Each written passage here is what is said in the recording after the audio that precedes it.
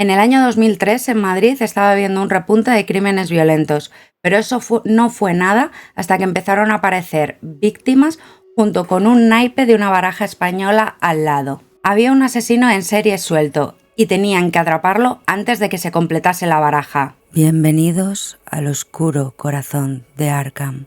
Muchísimas gracias por el apoyo que está recibiendo el canal, tanto en iVoox como en YouTube. De verdad, muchísimas gracias. Si estás viendo esto, escuchando y no estás suscrito, por favor, suscríbete. Es muy importante. Activa la campanita para recibir todas las notificaciones. Y aunque te parezca una tontería, a mí me ayuda mucho que le des un like y me dejes un comentario aquí abajito, ¿vale? Para ayudar al algoritmo y esas cosas. Recordaros también que tengo un montón de redes sociales, los tenéis abajo en la descripción. No voy a mencionar ninguna porque seguramente me desmoneticen este vídeo, pero aquí abajo los tenéis en la descripción. Y sin más, comencemos con el vídeo.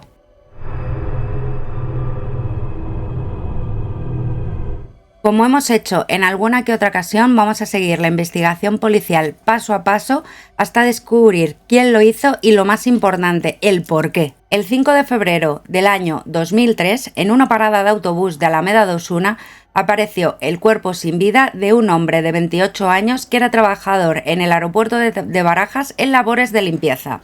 Era un crimen similar al crimen del rol. La víctima era un hombre que salía del trabajo y los hechos se habían producido en una parada de autobús. En unos primeros instantes, las fuerzas y cuerpos de seguridad del Estado pensaron que incluso podía ser un imitador, pero iniciaron, como suelen pasar en estos casos, analizando primero la victimología. Juan Carlos trabajaba en el aeropuerto de Barajas y se pensaba que podría ser algo relacionado con el narcotráfico, aunque esta hipótesis pronto se desvaneció. Una de las cosas que les llamó la atención a la policía es que se encontraba el as de copas junto al cuerpo.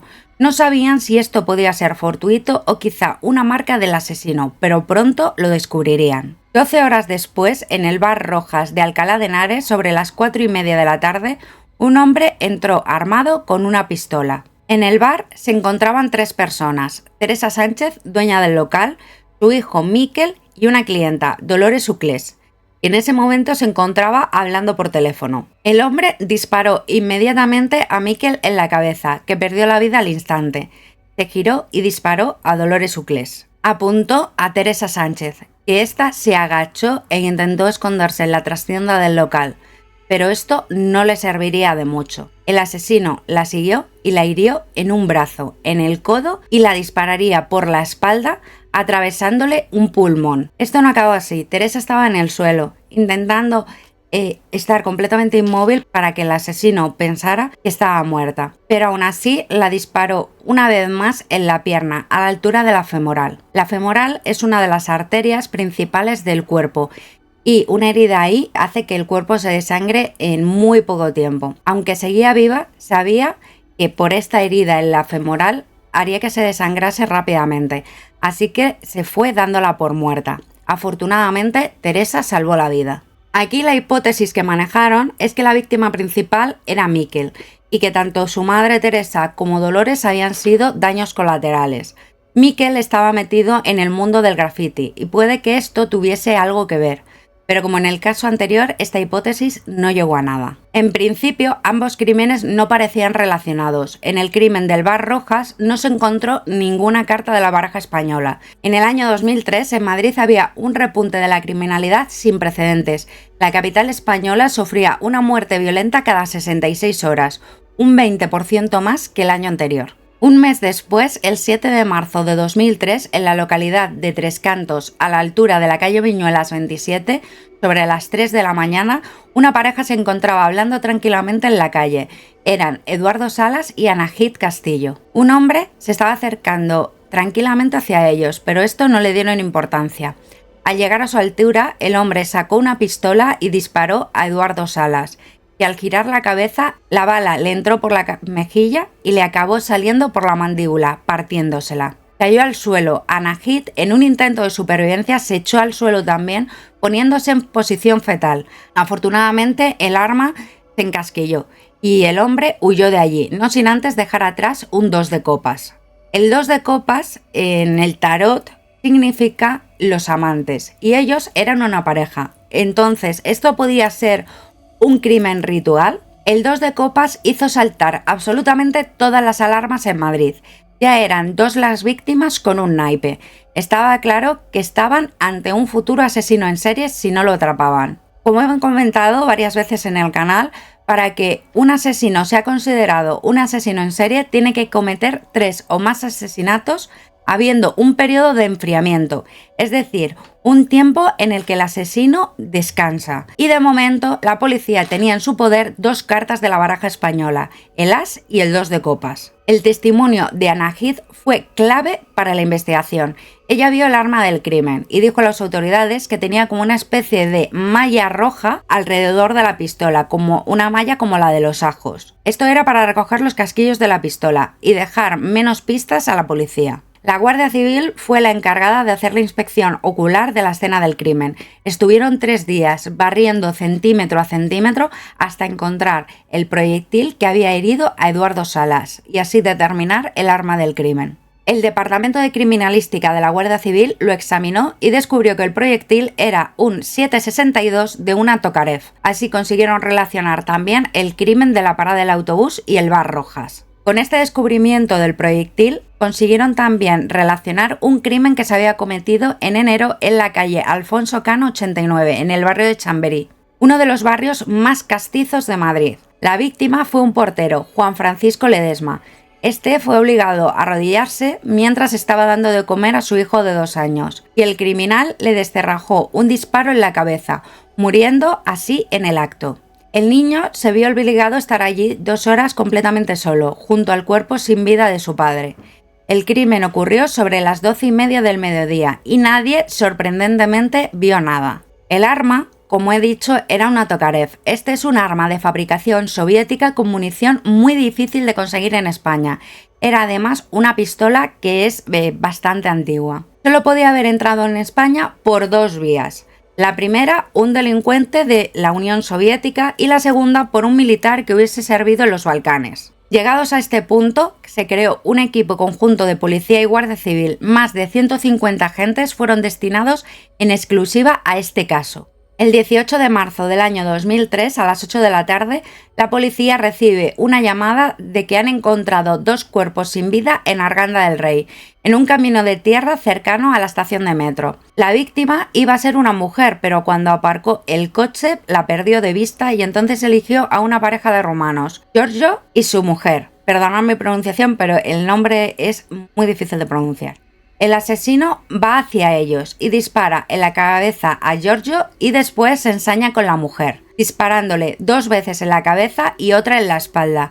Junto a los cuerpos se encontraron el 3 y el 4 de copas. Había que detener a este criminal antes de que aparecieran más víctimas. La policía entonces decidió poner en marcha un número 900 para que los ciudadanos que sepan algo relacionado con los crímenes de la baraja pudiesen llamar. Pero pronto la policía descubriría que esto había sido una pésima idea. Se recibieron más de 2000 llamadas y se comprobaron todas una a una. Mucha gente llamaba acusando a conocidos por venganza, llamó gente aburrida, gente alarmista, bromistas e incluso videntes. Incluso se recibió una llamada diciendo que los crímenes de la baraja estaban relacionados con el caso del crimen del rol. Una llamada aseguraba que esto era cierto porque había dormido con Javier Rosado en la cárcel.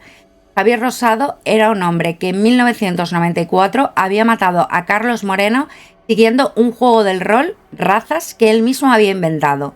Y además, si queréis que os traiga este crimen, por favor, dejármelo abajo en comentarios. La policía, al investigar la llamada, consiguen el número, que pertenece a una cabina telefónica que se encuentra en el patio de la clínica del Dr. León, una clínica de salud mental situada en la plaza de Mariano de Cavia. Al investigar la llamada, pronto se dan cuenta que todo es una broma de uno de los pacientes ingresados en ese centro. Las autoridades decidieron entonces ponerse mejor a investigar de forma clásica y decidieron seguir tirando del hilo de la Tokarev. Paralelamente, la prensa era un caos. Empezaron a surgir numerosas teorías, como por ejemplo que si se unían los puntos donde se habían cometido los crímenes, se podía ver que el asesino estaba formando una estrella satánica de 5 puntas. También decían que los crímenes donde no había dejado naipe era porque seguramente era un cómplice, o que había una compendición de cartas de los criminales que iban intentando ir subiendo el palo de la baraja.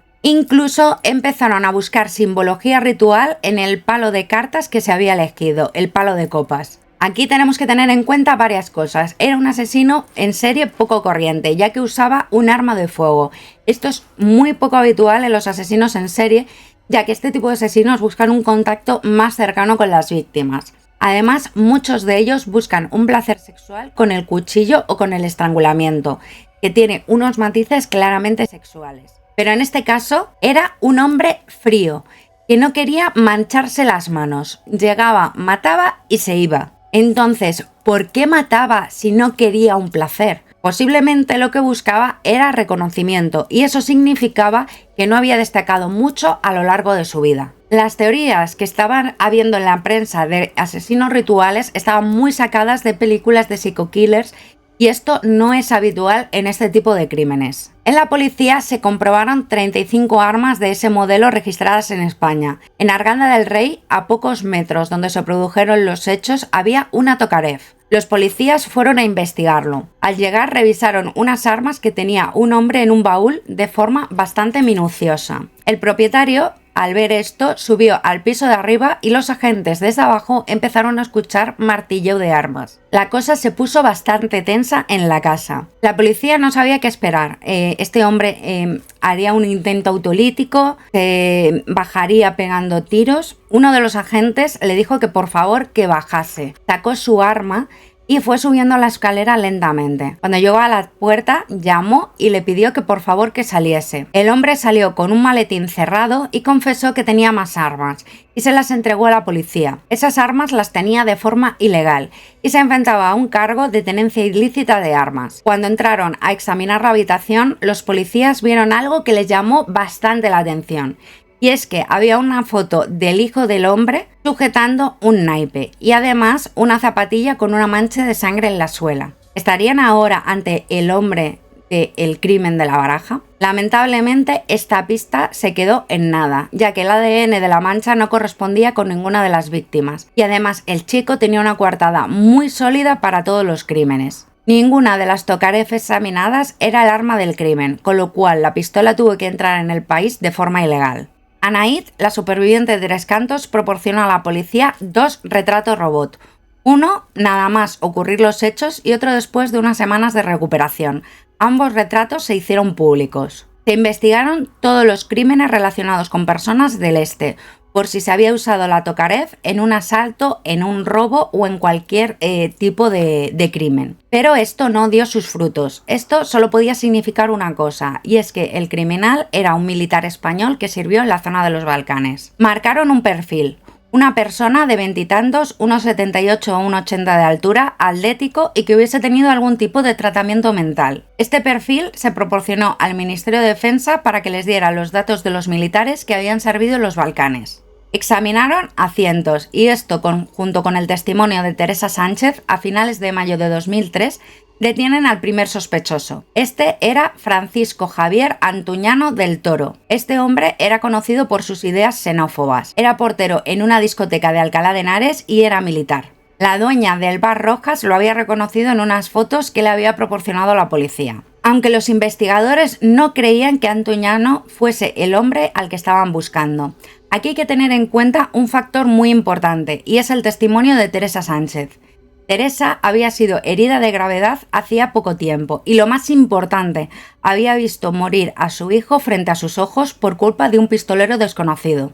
Esta mujer no estaba en condiciones de dar testimonio fiable debido al estrés. Además, según declaraciones de varios abogados del caso, seguramente a Teresa le dieron pistas sobre a quién tenía que identificar. Otro punto a tener en cuenta era la presión que estaba recibiendo tanto la policía y la Guardia Civil, ya que tenían un asesino en serie suelto en uno de los años que además la criminalidad en Madrid había crecido un 20%. Y además es que en la Comunidad de Madrid se encontraban en plena campaña electoral para las elecciones municipales de ese mismo mes de mayo. La detención de Antuñano fue un empeño político y de los altos cargos de la policía, pero los investigadores no estuvieron de acuerdo con esta detención. Fue claramente una detención política, ya que se le detuvo aunque estaban en contra los investigadores de homicidios del caso, ya que no tenían ningún tipo de evidencia de que había sido él. Antuñano finalmente fue puesto en libertad sin cargos. Pero pronto tendrían la respuesta que habían estado esperando, y es que la respuesta llamó a la puerta de la comisaría de Puertollano en Ciudad Real un 3 de julio del año 2003. Un hombre fue a la comisaría para entregarse, afirmando que era el asesino de La Baraja. Alfredo Galán Sotillo llegó en un claro estado de embriaguez y al principio la policía no le creyó, pero Alfredo Galán insistía que él era el asesino de La Baraja y que la investigación la estaban haciendo de forma muy deficiente y que no lo iban a atrapar nunca, así que quería entregarse. Galán lo que quería era reconocimiento. Y un dato que no había trascendido a la prensa y que solo el autor de los hechos y los investigadores sabían. Las cartas estaban marcadas con un punto azul en la parte trasera, a excepción de las de copas, que era diferente a las demás. Cuando un criminal se entrega, evidentemente no se acaba el caso. Como hemos visto en otras ocasiones, la policía tiene que demostrar lo que dice el autor para el juicio. Registraron la casa que tenía en Puertollano y en Madrid. En Puertollano encontraron escondido en una jarrita de barro un casquillo de la Tokarev, y en la casa de Alcalá de Henares encontraron 2 barajas españolas y un montón de información sobre el asesino de La Baraja. Galán se había dedicado a recortar todos los artículos de prensa donde se hablaba de él. Alfredo Galán era un exmilitar que había estado destinado en la zona de los Balcanes. La policía tenía a su hombre, pero ¿quién era a Alfredo Galán Sotillo? Alfredo Galán tenía 26 años en el momento de los hechos. Era nacido en Puertollano y era el cuarto de 5 hermanos. En la infancia, Alfredo era un niño alegre y divertido, pero todo eso cambió cuando cumplió 8 años, cuando nació su hermana. La madre murió en el parto. A partir de ese momento, Alfredo se vuelve introvertido y no llama la atención en la escuela primaria. En el instituto se hace un poco popular. Se vuelve un poco gamberro, pero no termina de destacar y abandona los estudios. Es una persona con muchos altibajos, solía estallar, pero aún así consigue entrar en el ejército. Le mandan en misión humanitaria a Bosnia y allí pasa 2 años. En el ejército hace amigos y le describen como una persona afable y graciosa. En Bosnia adquirió por 400 euros una Tokarev T-33-762 y 200 cartuchos en la provincia de Mostar. La introdujo en el país en una ranura de un combi, que es un televisión con vídeo bastante popular en la época, que también adquirió allí. Su misión en Bosnia le marcó muchísimo, y es que estamos hablando que Bosnia en esos momentos estaba en un periodo bélico bastante importante, con muchísimas bajas. Cuando regresó, en lugar de dejarle unos días de descanso, le mandaron directamente a Galicia para limpiar el chapapote del Prestige. Esto es para los que no sois de España, fue un acontecimiento que pasó en el año 2003 en el que un buque tuvo un derrame de petróleo, que este petróleo acabó en las costas de Galicia. Entonces hubo muchísima contaminación y hubo que ir a limpiarlo de forma manual. Esto de ir a Galicia le estaba frustrando muchísimo, lo que da lugar a unos comportamientos violentos. Por ejemplo, un día en Galicia quiso parar a una mujer que iba en coche, pero esta se negó, con lo cual Galán la forzó a parar el coche, la obligó de forma violenta a salir, entró en el coche y arrancó. Alfredo volvió de Galicia a Madrid en una ambulancia militar y es ingresado en el Hospital Militar Psiquiátrico de Gómez Ulla. Galán salió un mes de diciembre porque la familia rogó el alta para que pasara las vacaciones navideñas con la familia. Galán tenía un diagnóstico de trastorno de ansiedad y depresión. El 22 de diciembre fue a Ciudad Real y estuvo bebiendo de forma compulsiva.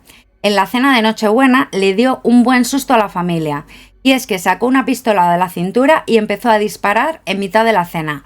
Afortunadamente el arma estaba bloqueada. En Nochevieja cogió un coche estando bebido y su hermano iba de copiloto. Galán condujo a toda velocidad y su hermano estaba aterrorizado. En esta ocasión les paró la Guardia Civil, pero no le hicieron la prueba de alcoholemia y les dejaron marchar. Alfredo llevaba de baja militar desde el 22 de diciembre. Vivía en el chalet de su hermana y se pasaba el día leyendo y viendo la tele. Los días previos al primer crimen estuvo leyendo y viendo películas relacionadas con los asesinos en serie. Después comenzó con los crímenes. Alfredo Galán nunca mostró arrepentimiento, mataba al azar, como un depredador. No tenía victimología y declaró que quería sentir cómo se sentía matar. Y como la primera vez que mató no sintió absolutamente nada, continuó matando para ver si conseguía sentir algo. Para él, matar era fácil, sencillo. Le gustaba, por ejemplo, ir en el metro y oír a la gente hablar del asesino de La Baraja. Él entonces pensaba que hablaban sin saber que estaban sentados justo al lado del autor. No se le reconoció ningún tipo de anomalía que mermara su responsabilidad penal. Pasó 2 años en prisión preventiva y el 7 de febrero del año 2005 comenzó el juicio en la Audiencia Provincial de Madrid. La Fiscalía pedía 151 años de cárcel. La defensa del reo se negó a declarar. Finalmente fue condenado a 142 años y 3 meses de cárcel por 6 cargos de homicidio y 3 de tentativa. El tiempo máximo que pasará en la cárcel será de 25 años. En ese momento, en España, no existía la prisión permanente revisable, que sería de 25 años revisable entonces cada 5, con lo cual saldrá en libertad en el año 2028, dentro de 4 años en el momento en el que estoy grabando esto. Alfredo Galán cumple condena en la prisión de Herrera de la Mancha en Ciudad Real. A ver, yo no creo que Alfredo Galán sea válido para la reinserción. Estamos hablando de un hombre que mataba por el mero hecho de saber qué se sentía al hacerlo. El primer naipe fue dejado de casualidad, o sea, él ni siquiera dejó el primer naipe en la escena. Pero los demás sí que los dejó Galán porque buscaba reconocimiento. Buscaba el reconocimiento que no le habían dado en su vida y para él matar era muy sencillo.